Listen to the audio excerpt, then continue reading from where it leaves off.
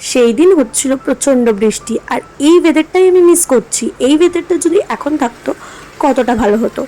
যাই হোক, এখানে আমি ভাত নিয়ে বসে গেছি, লেবু লঙ্কার পেঁয়াজও ছিল, আর এটা হচ্ছে মাছের তেল। আমার মাছের তেল খেতে খুব ভালো লাগে। আর ছিল ভাপা ডিম। আমি ডিম খুব একটা খাই না, তবে এই মেনুটা খুব ভালো লাগে। এঁচোড় চিংড়িও ছিল। আমি শুধু বেছে বেছে চিংড়ি মাছগুলোই নিয়েছি, কারণ এঁচোড় আমি খাই না।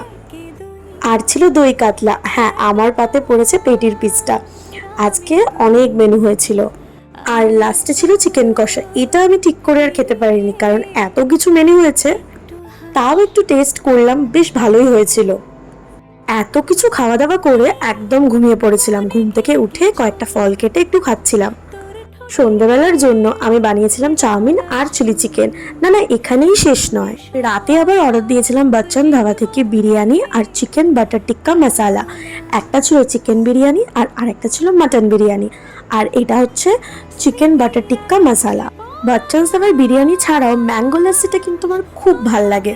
বাট যেহেতু অনলাইন অর্ডার, তাই জন্য আর ওটা অর্ডার তো দেওয়া গেল না। যাই হোক, আজকের ভিডিওটা কেমন লাগলো জানিও। আজকের মতো টাটা।